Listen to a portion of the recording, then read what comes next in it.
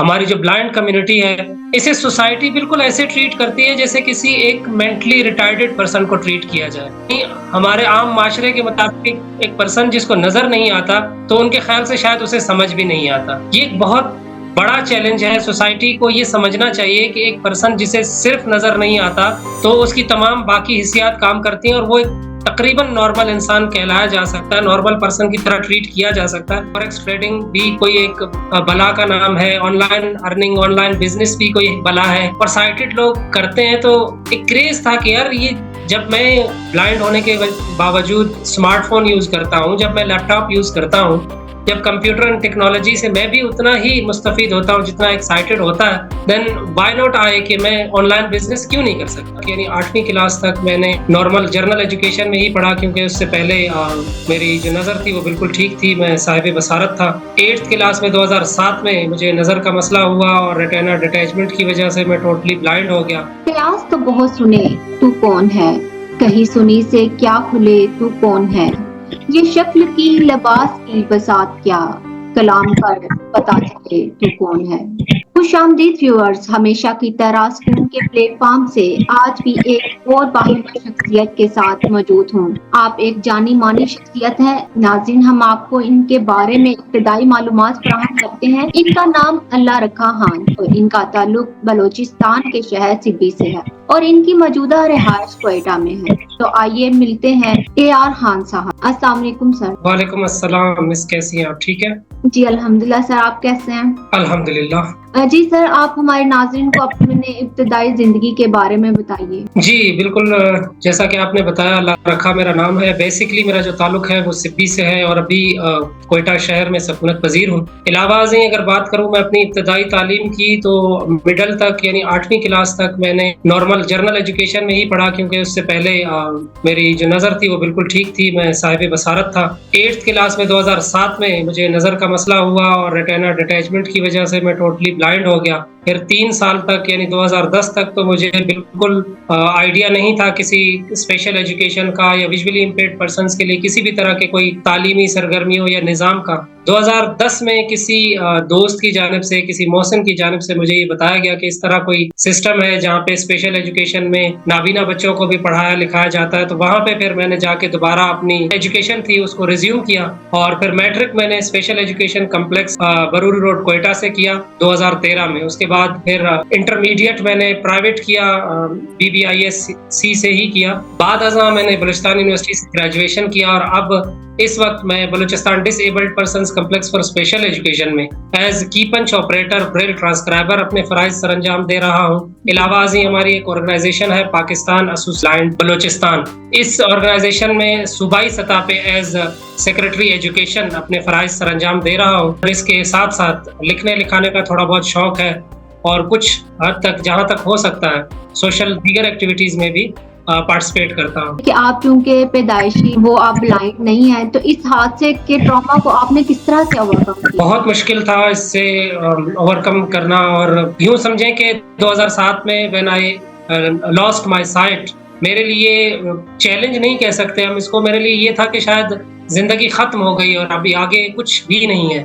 مجھے اپنا جو کمرہ ہے وہ قبر کی مانند محسوس ہوتا تھا, اور لوگوں سے ملنا ملانا بھی میں نے آلموسٹ بند کر دیا تھا. بس فیملی میں صرف والدہ تھی جن سے انٹریکشن رہتا تھا, علاوہ ازیں نہ کوئی سوشل لائف تھی, نہ کسی سے ملنا, نہ ملانا, نہ آنا, نہ جانا. تو وہ 3 سال بڑے کٹھن تھے. بڑا انٹرسٹنگ واقعہ ہے جو میں نے فیس بک پہ بھی کوٹ کیا ہے کہ دوبارہ سوشل لائف میں جب میں آیا, میں چاہوں گا کہ آپ کے توسط سے میں لوگوں کو بھی بتاؤں کہ بسا اوقات ہمارے محسن ہوتے ہیں, وہ ہمیں موٹیویٹ کرتے ہیں باہر نکلنے کے لیے اور دوبارہ ریزیوم ہونے کے لیے. تو 2007 میں جب میں بلائنڈ ہوا تو بازار وغیرہ میں نہیں جاتا تھا, میری سوشل لائف کوئی نہیں تھی, تو مجھے کچھ چاہیے تھا بازار سے, کسی سے میں نے منگوانا تھا. جب بہت کالز وغیرہ کی اور دوستوں کو کہا کہ یہ چیز مجھے چاہیے لا کے دیں, انہوں نے جب نہیں لا کے دی تو بالآخر ایک دن میں نے اپنے چھوٹے بھائی کا ہاتھ پکڑا اور پھر میں بازار چلا گیا, اور وہاں سے پھر جو ہے میں نے آنا جانا شروع کیا اور تھوڑا بہت سوشل لائف میں آیا. پھر مجھے اسپیشل ایجوکیشن کا پتہ چلا, اور آہستہ آہستہ کرتے کرتے اب تو الحمدللہ یہاں تک معاملات ہو گئے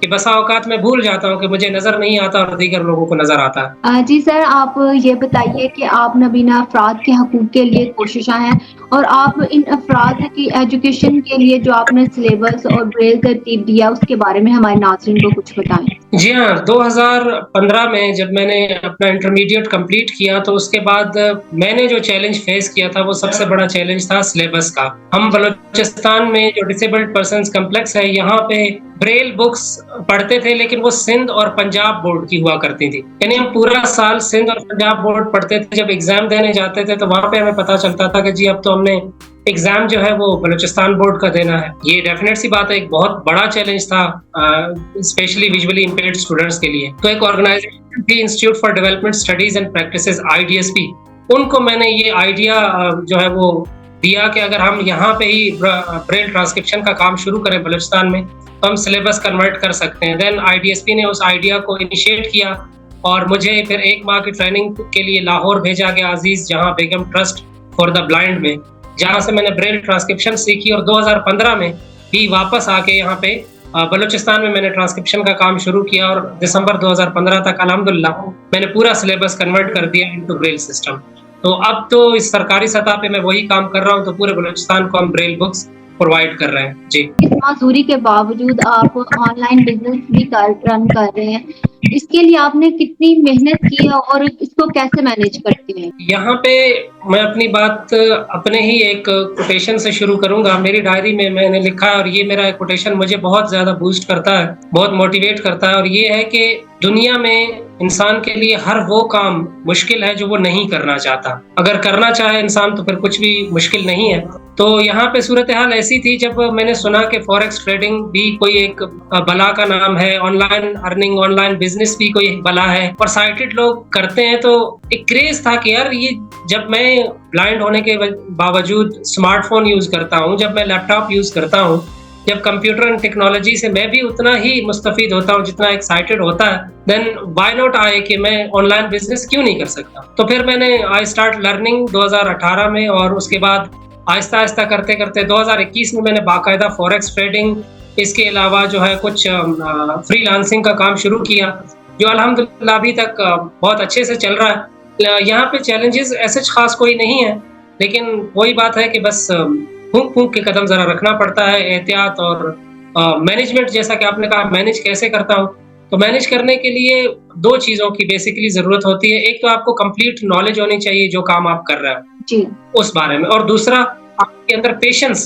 حوصلہ، صبر جو ہے یہ بہت بڑی چیز ہے۔ اگر صبر ہے آپ کے اندر تو پھر آپ اچھے سے مینج کر سکتے ہیں کسی بھی بزنس کو، چاہے وہ آن لائن ہو چاہے وہ فزیکلی آپ کر رہے ہیں۔ اچھا سر، یہ بتائیے کہ آپ ٹیچر، ٹرینر کے علاوہ مقرر، event manager, programme organiser, idea generator کی خصوصیات کے ساتھ ساتھ ایک مصنف، شاعر اور میزبان بھی ہیں، تو ہم چاہیں گے کہ آپ اپنی کوئی بہترین تحریر یا کوئی شاعری یا کوئی شعر جو ہے وہ ہمارے ناظرین کے ساتھ شیئر کریں۔ جی ضرور۔ تحریر تو دیکھیں اس کو یاد کرنا یا اس طرح میں ابھی آپ کو نہیں سنا سکتا۔ اپنے کچھ اشعار ہیں جو ابھی حال ہی میں نے کہے تھے، وہ ضرور آپ کی خدمت میں پیش کرتا ہوں، امید ہے کہ آپ کے آڈینس کو اور آپ کو اچھے لگیں گے۔ چند اشعار یوں تھے کہ کوئی کردار کٹ جائے اگر میری کہانی سے، کوئی کردار کٹ جائے اگر میری کہانی سے، تو سمجھو دھل گیا ایک داغ ہے نمکین پانی سے، دیا گل کر دیا میں نے تمہاری یاد کا جانا،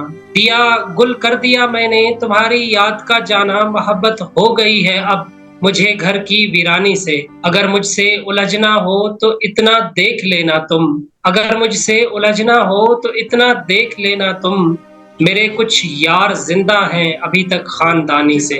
جی سر، بہت خوبصورت اشعار آپ نے کہے۔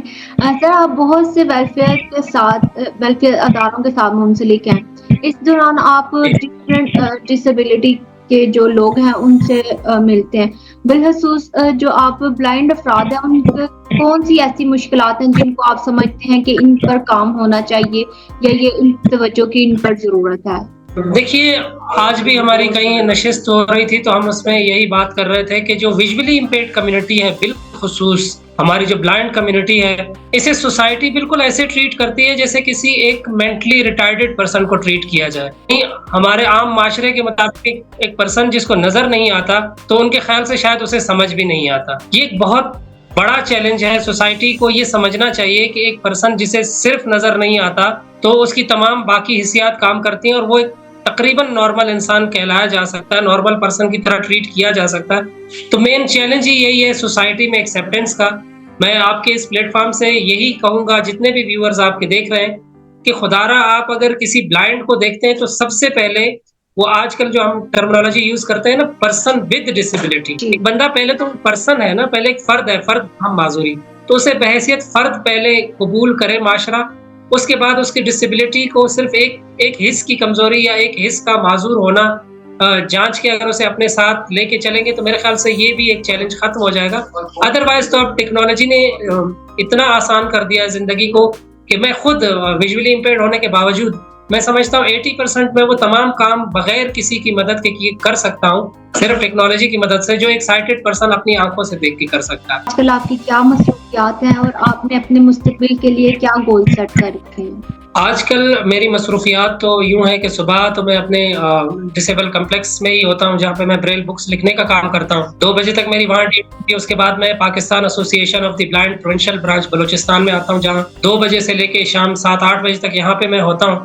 یہاں آج کل ایک پروجیکٹ ہم چلا رہے ہیں، advocacy project, inclusion for PWDs in local government and جو ہمارے ادارے ہیں جہاں پہ، وہاں پہ ان کے لیے ہم ایڈوکیسی پروجیکٹ رن کر رہے ہیں، تو اس میں ایز پروجیکٹ کوآرڈینیٹر بھی اپنے فرائض سر انجام دے رہا ہوں۔ بس یہ رات گئے پھر گھر جانا، پھر وہی گھر، بچے اور فیملی، ویکینڈ پہ فیملی کے ساتھ ہوتا ہوں، اور کچھ اگر کبھی ان ساری مصروفیات سے وقت مل جائے تو لکھنے لکھانے کا تھوڑا بہت کام کرتا ہوں۔ بس یہی میری آج کل کی مصروفیات۔ جی سر، آپ کا بہت شکریہ، آپ نے ہمیں اپنا قیمتی وقت دیا۔ آپ ہمارے ناظرین کو کیا پیغام دینا چاہوں گے؟ ناظرین کو میں آپ کے اس پلیٹ فارم سے ایک ہی پیغام دینا چاہوں گا کہ دیکھیں، خدا نخواستہ آپ کے گھر، گلی، محلے یا شہر میں کوئی ایک ایسا فرد، خاتون، بچہ یا بچی آپ کی نظر میں ہے جو محروم بصارت ہے، یعنی اسے نظر نہیں آتا، نابینا ہے، تو آپ براہ کرم اسے جلد از جلد کسی بھی نزدیکی جو نابینا افراد کے ادارے ہیں انہیں اس ادارے سے منسلک کریں، تاکہ وہ نابینا شخص، عورت، مرد یا بچہ بچی جو بھی ہے، وہ اپنی تعلیم اور تربیت حاصل کر کے معاشرے میں ایک عام شہری کی طرح زندگی گزار سکے۔ اور ایک اور میری درخواست یہ ضرور ہے کہ کسی بھی نابینا فرد کو ترس یا رحم کی نگاہ سے نہ دیکھیں، ایک انسانیت اور ایک انسان کے ناطے سے اس کو جانچیں، پرکھیں، تاکہ وہ بھی سوسائٹی میں برابری کے احساس کو لے کر زندگی جو ہے وہ پروقار انداز سے گزار سکے۔ جی بہت شکریہ سر۔ جی تو ناظرین، آپ جہاں کہیں سے بھی ہمارے ساتھ ہمیں دیکھ رہے ہیں یا آپ ہم چاہتے ہیں کہ ہم آپ کے ارد گرد بسنے والوں کے جو محنتی لوگ ہیں ان کا انٹرویو کریں، تو آپ ہمارے واٹس ایپ نمبر پر رابطہ کر سکتے ہیں۔ انشاءاللہ زندگی رہی تو آپ سے ایک اور ایسی ہی خصوصیت کے حامل شخصیت کے ساتھ ملاقات ہوگی۔ اللہ حافظ۔ اللہ حافظ۔